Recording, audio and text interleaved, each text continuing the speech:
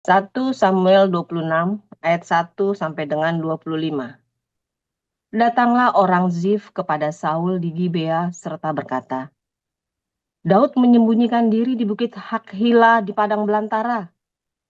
Lalu berkemaslah Saul dan turun ke padang gurun Zif dengan 3.000 orang yang terpilih dari orang Israel untuk mencari Daud di padang gurun Zif.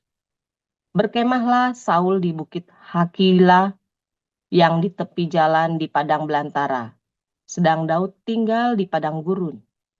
Ketika diketahui Daud bahwa Saul datang mengikuti dia ke padang gurun, disuruhnyalah pengintai-pengintai, maka diketahuinyalah bahwa Saul benar-benar datang. Berkemaslah Daud, lalu sampai ke tempat Saul berkemah. Waktu Daud melihat tempat Saul berbaring dengan Abner bin Ner, panglima tentaranya, Saul berbaring di tengah-tengah perkemahan, sedang rakyat berkemah sekelilingnya.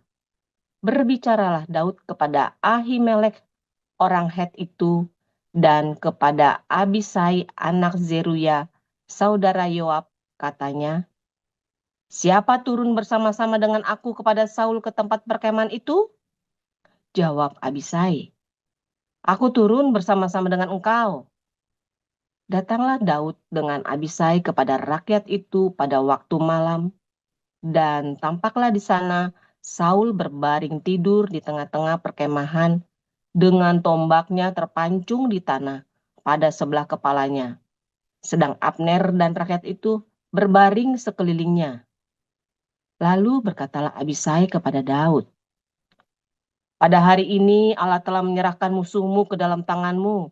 Oleh sebab itu, izinkanlah kiranya aku menancapkan dia ke tanah dengan tombak ini dengan satu tikaman saja. Tidak usah dia kutancapkan 2 kali." Tetapi kata Daud kepada Abisai, "Jangan musnahkan dia, sebab siapakah yang dapat menjamah orang yang diurapi Tuhan dan bebas dari hukuman?" Lalu kata Daud, "Demi Tuhan yang hidup, niscaya Tuhan akan membunuh dia.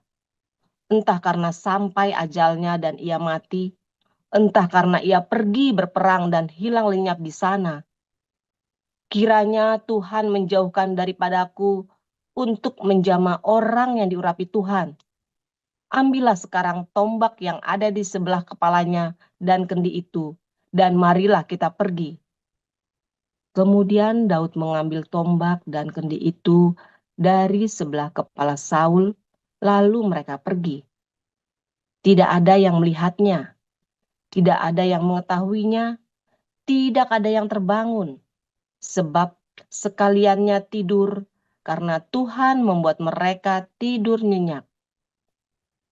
Setelah Daud sampai ke seberang, berdirilah ia jauh-jauh di puncak gunung, sehingga ada jarak yang besar antara mereka. Dan berserulah Daud kepada tentara itu dan kepada Abner bin Ner. Katanya, "Tidakkah engkau menjawab, Abner?" Maka jawab Abner, katanya, "Siapakah engkau ini yang berseru-seru kepada raja?" Kemudian berkatalah Daud kepada Abner, "Apakah engkau ini bukan laki-laki? Siapakah yang seperti engkau di antara orang Israel? Mengapa engkau tidak mengawal tuanmu raja? Sebab ada seorang dari rakyat yang datang untuk memusnahkan raja tuanmu itu. Tidak baik hal yang kau perbuat itu. Demi Tuhan yang hidup, kamu ini harus mati, karena kamu tidak mengawal tuanmu, orang yang diurapi Tuhan itu.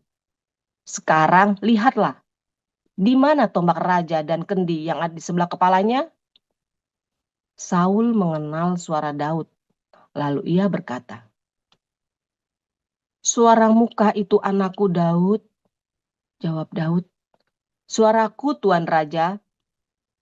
Lalu berkatalah ia, "Mengapa pula tuanku mengejar hambanya ini? Apa yang telah kuperbuat? Apakah kejahatan yang melekat pada tanganku? Oleh sebab itu, Kiranya Tuanku Raja mendengarkan perkataan hambanya ini. Jika Tuhan yang membujuk engkau melawan aku, maka biarlah ia mencium bau korban persembahan. Tetapi jika itu anak-anak manusia, terkutuklah mereka di hadapan Tuhan, karena mereka sekarang mengusir aku, sehingga aku tidak mendapat bagian daripada milik Tuhan dengan berkata, "Pergilah, beribadalah kepada Allah lain." Sebab itu, janganlah kiranya darahku tertumpah ke tanah, jauh dari hadapan Tuhan. Sebab Raja Israel keluar untuk mencabut nyawaku, seperti orang memburu seekor ayam hutan di gunung-gunung. Lalu berkatalah Saul, "Aku telah berbuat dosa, pulanglah anakku Daud, sebab aku tidak akan berbuat jahat lagi kepadamu, karena nyawaku pada hari ini berharga di matamu. Sesungguhnya perbuatanku itu bodoh, dan aku sesat sama sekali." Tetapi Daud menjawab, "Inilah tombak itu ya Tuanku Raja. Baiklah salah seorang dari orang-orangmu menyeberang untuk mengambilnya. Tuhan akan membalas kebenaran dan kesetiaan setiap orang. Sebab Tuhan menyerahkan engkau pada hari ini ke dalam tanganku. Tetapi aku tidak mau menjamah orang yang diurapi Tuhan. Dan sesungguhnya seperti nyawamu pada hari ini berharga di mataku, demikianlah hendaknya nyawaku berharga di mata Tuhan. Dan hendaklah ia melepaskan aku dari segala kesusahan." Lalu berkatalah Saul kepada Daud, "Diberkatilah kiranya engkau, anakku Daud. Apa jua pun yang kau perbuat, pastilah engkau sanggup melakukannya." Lalu pergilah Daud meneruskan perjalanannya, dan pulanglah Saul ke tempatnya. Demikianlah sabda Tuhan. Saya lanjutkan Matius 16. Kemudian datanglah orang-orang Farisi dan Saduki hendak menjumpai Yesus. Mereka meminta supaya ia memperlihatkan suatu tanda dari surga kepada mereka. Tetapi jawab Yesus, "Pada petang hari karena langit merah, kamu berkata, hari akan cerah. Dan pada pagi hari karena langit merah dan redup, kamu berkata, hari buruk. Rupa langit, kamu tahu membedakannya, tetapi tanda-tanda zaman tidak. Angkatan yang jahat dan tidak setia ini menuntut suatu tanda, tetapi kepada mereka tidak akan diberikan tanda selain tanda Nabi Yunus." Lalu Yesus meninggalkan mereka dan pergi. Pada waktu murid-murid Yesus menyeberangi danau, mereka lupa membawa roti. Yesus berkata kepada mereka, "Berjaga-jagalah dan waspadalah terhadap ragi orang Farisi dan Saduki." Maka mereka berpikir-pikir, dan seorang berkata kepada yang lain, "Itu dikatakannya karena kita tidak membawa roti." Dan ketika Yesus mengetahui apa yang mereka perbincangkan, ia berkata, "Mengapa kamu memperbincangkan soal tidak ada roti, hai orang-orang yang kurang percaya? Belum juga kamu mengerti? Tidak kamu ingat lagi akan 5 roti untuk 5.000 orang itu, dan berapa bakul kamu kumpulkan kemudian? Ataupun akan 7 roti untuk 4.000 orang itu, dan berapa bakul kamu kumpulkan kemudian? Bagaimana mungkin kamu tidak mengerti bahwa bukan roti yang kumaksudkan? Aku berkata kepadamu, waspadalah terhadap ragi orang Farisi dan Saduki." Ketika itu barulah mereka mengerti bahwa bukan maksudnya supaya mereka waspada terhadap ragi roti, melainkan terhadap ajaran orang Farisi dan Saduki. Setelah Yesus tiba di daerah Kaisaria Filipi, ia bertanya kepada murid-muridnya, "Kata orang, siapakah anak manusia itu?" Jawab mereka, "Ada yang mengatakan Yohanes Pembaptis, ada juga yang mengatakan Elia, dan ada pula yang mengatakan Yeremia atau salah seorang dari para nabi." Lalu Yesus bertanya kepada mereka, "Tetapi apa katamu, siapakah aku ini?" Maka jawab Simon Petrus, "Engkau adalah Mesias, Anak Allah yang hidup." Kata Yesus kepadanya, "Berbahagialah engkau Simon bin Yunus, sebab bukan manusia yang menyatakan itu kepadamu, melainkan Bapa-Ku yang di surga. Dan aku berkata kepadamu, engkau adalah Petrus, dan di atas batu karang ini aku akan mendirikan jemaatku, dan alam maut tidak akan menguasainya. Kepadamu akan kuberikan kunci kerajaan sorga. Apa yang kau ikat di dunia ini akan terikat di sorga, dan apa yang kau lepaskan di dunia ini akan terlepas di sorga." Lalu Yesus melarang murid-muridnya supaya jangan memberitahukan kepada siapapun bahwa ia Mesias. Sejak waktu itu, Yesus mulai menyatakan kepada murid-muridnya bahwa ia harus pergi ke Yerusalem dan menanggung banyak penderitaan dari pihak tua-tua, imam-imam kepala, dan ahli-ahli Taurat, lalu dibunuh dan dibangkitkan pada hari ketiga. Tetapi Petrus menarik Yesus ke samping dan menegur dia. Katanya, "Tuhan, kiranya Allah menjauhkan hal itu. Hal itu sekali-sekali takkan menimpa engkau." Maka Yesus berpaling dan berkata kepada Petrus, "Enyahlah iblis, engkau suatu batu sandungan bagiku, sebab engkau bukan memikirkan apa yang dipikirkan Allah, melainkan apa yang dipikirkan manusia." Lalu Yesus berkata kepada murid-muridnya, "Setiap orang yang mau mengikut aku, ia harus menyangkal dirinya, memikul salibnya, dan mengikut aku. Karena barang siapa mau menyelamatkan nyawanya, ia akan kehilangan nyawanya, tetapi barang siapa kehilangan nyawanya karena aku, ia akan memperolehnya. Apa gunanya seorang memperoleh seluruh dunia, tetapi kehilangan nyawanya?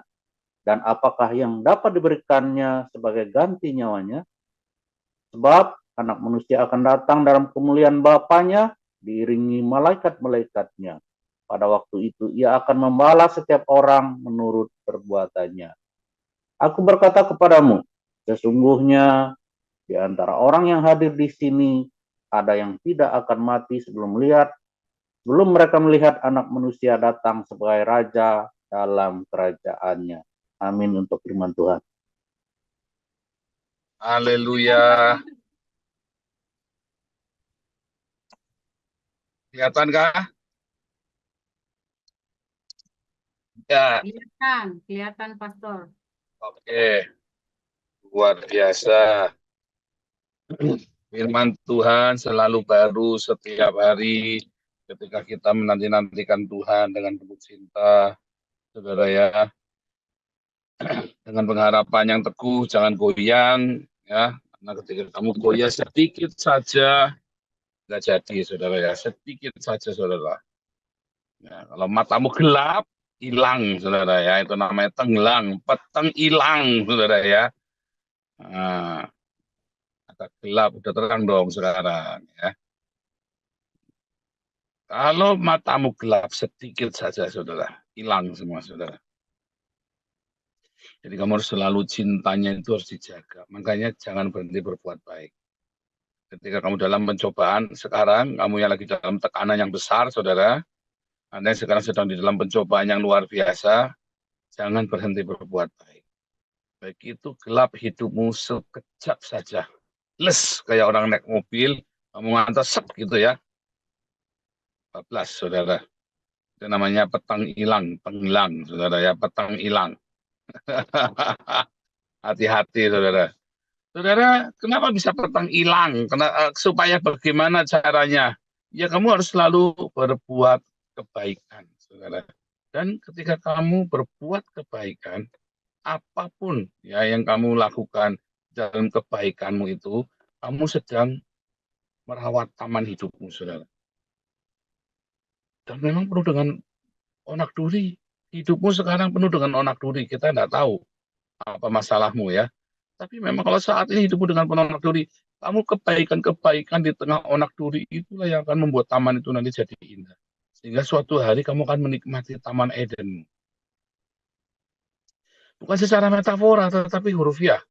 Karena kamu sekarang sedang berada di sebuah tanah yang terkutuk. Ya, Anda ya yang sekarang masih di dalam berbagai macam pergumulan hidupmu, kamu sedang berada di tanah yang terkutuk. Dan kamu harus memberkati tanah itu, saudara. Tanah yang terkutuk itu harus kamu berkati. Dan tanah yang terkutuk penuh dengan onak duri ini, penuh dengan peluh keringat penderitaan ini, nanti akan menjadi Eden. Ya, makanya Tuhan berkata, apa yang kamu lepaskan di dunia ini akan terlepas di Eden, saudara. Apa yang kamu lepaskan di dunia, kalau kamu melepaskan berkat, kamu akan melepaskan berkat di Edenmu. Kalau kamu melepaskan kutuk, ya kamu akan melepaskan kutuk di Edenmu. Apa yang kamu sekarang sedang gumuli? Kalau kamu lepaskan kutuk kepada orang lain, kamu sedang melepaskan kutuk bagi Edenmu, saudara. Kamu melepaskan berkat di dunia jasmaniamu, kamu lepaskan berkat di Edenmu, saudara. Makanya banyak orang tidak menyadari, banyak orang tidak ngerti bahwa ya, dia mengutuki orang dan dia bangga. Apalagi kalau kutuknya berhasil, saudara, yang mau terjadi. Puas dia, saudara. Dia nggak sadar ketika dia lepaskan kutuk. Kutuk itu sedang ikuti dia ke Eden. Edenmu yang indah itu pun bisa menjadi tempat yang terkutuk. Jangan kamu pikir Edenmu tidak bisa menjadi tempat yang terkutuk, saudara. Taman Eden itu, ya di zamannya Adam dan Hawa itu lokasinya ada di gurun pasir Arabia hari ini, saudara. Itulah bekasnya Taman Eden. Ya, dan tanah itu sekarang menjadi tempat terkutuk. Kamu masuk ke sana pasti mati, saudara. Ya, di gurun pasir Arabia itu, di tengah-tengah Arab itu ya. Itu dulu Eden. Itulah lokasi Eden itu dulu. Sekarang terkutuk. Ya kan? Kematian. Makanya jangan lepaskan kutuk, saudara. Kamu harus belajar dari Daud yang belajar melepaskan berkat, melepaskan pengampunan, ya. Bukan karena orang itu layak diampuni, kalau bisa dicotok dimutilasi, saudara. Bukan karena dia layak diampuni, tapi karena buatmu sendiri. Itu karena untukmu sendiri. Kamu lepaskan pengampunan buat dia, maka Tuhan akan lepaskan pengampunan sebesar apa kamu lepaskan pengampunan kepada sesamamu. Segitu juga sang cinta itu ya bisa melepaskanmu. Bukan karena kamu hebat, bukan karena sang cinta itu tidak maha kuasa. Bukan. Karena sebetulnya pengampunan yang kamu lepaskan adalah sebuah pengakuan bahwa kamu mendapatkan, ya udah cintamu berarti cuma segitu. Nah, ini kan paradoks kan? Ulangi ya, saudara ya. Seberapapun pengampunan yang kamu lepaskan kepada orang, kamu mendapat pengampunan juga segitu. Ya, ampunilah kami seperti kami mengampuni orang yang bersalah kepada kami, kata Tuhan Yesus kan ngajari doa. Seberapa kamu mengampuni orang, segitu juga kamu akan diampuni. Oh, kalau gitu pengampunan Tuhan nggak maha kuasa dong. Bukan, saudara. Tetapi kamu yang tidak mau menerima pengampunan itu. Ya, kalau tanganmu itu penuh, ya, tanganmu itu penuh, ya, dengan segala dendam, ya, kamu ganduli masa lalumu, ganduli dendammu, ganduli semua. Kalau kamu tidak mau lepaskan, ya kamu tidak bisa mendapatkan. Seberapa kamu lepaskan, sebegitu juga kamu mendapatkan. Bagaimana aku bisa melepaskannya, Pak? Aku belum punya. Sudah ada, tinggal kamu ambil.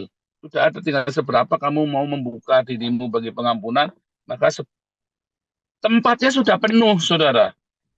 Ya, ini kan tumbler ya. Ini tempatnya sudah penuh, saudara. Ini dalamnya isinya air putih, saudara ya. Ini apa? Dalamnya ini isinya air kotor. Saya mau tukar, saudara, airnya ini supaya jadi bersih. Seberapa saya dapat air bersih, saudara, harus saya buang isinya ini. Harus saya buang. Seberapa saya buang, segitu juga saya dapat. Ya kan? Seberapa saya buang, segitu saya dapat. Masalahnya air putihnya ini ada. Hanya tinggal mau ada, sudah ada. Pengampunan itu sudah ada pada kamu. Tuhan itu maha kuasa mengampunimu. Pengampunan itu sudah tersedia. Masalahnya kamu tidak mau membuang hatimu yang kotor itu. Kamu tidak mau buang hatimu yang penuh dendam itu, saudara. Kalau kamu buang itu hatimu, isi-isinya dikeluarin semua. maka akan banyak sekali ruangan untuk cinta kasih dari surga. Apa yang kamu lepaskan, ya, akan dilepas di surga. Ya, kalau kamu melepaskan kutuk, maka kamu akan mendapat kutuk. Kalau kamu melepaskan berkat, kamu akan dapat berkat. Kalau kamu buang itu sejauh-jauh, ya, segala sakit penyakit, sakit hati dari hatimu, jangan khawatir tempat itu jadi kosong. Biar Tuhan sang cinta yang menempati hatimu. Sekarang tempatmu itu penuh dengan dendam, sehingga tidak ada ruang bagi Roh Kudus, tidak ada ruang bagi sang cinta. Ya, saudara, ya, makanya hatimu jangan gelap. Gelap hilang, saudara. Petang hilang pokoknya. Jangan gelap. Terus isi hidupmu dengan kebaikan. Terus, saudara. Jangan sampai hari ini kamu tidak berbuat baik. Ayo, saudara. Jangan absen, jangan lalai berbuat baik. Ya, karena begitu matamu gelap, hilang, saudara, semua hidupmu, saudara. Petang hilang. Tenggelam gitu loh, ya. Nah, mari sekarang, saudara-saudara, buang semua yang kotor-kotor itu, saudara. Ya, isi dengan yang sudah disediakan sama Tuhan. Pengampunan, cinta kasih karunia. Seberapa kamu bisa buang itu, sebegitu juga kamu bisa mendapatkan pengampunan itu. Sebegitu juga kamu bisa mendapatkan cinta. Sebegitu juga kamu mendapatkan berkat-berkat dari surga.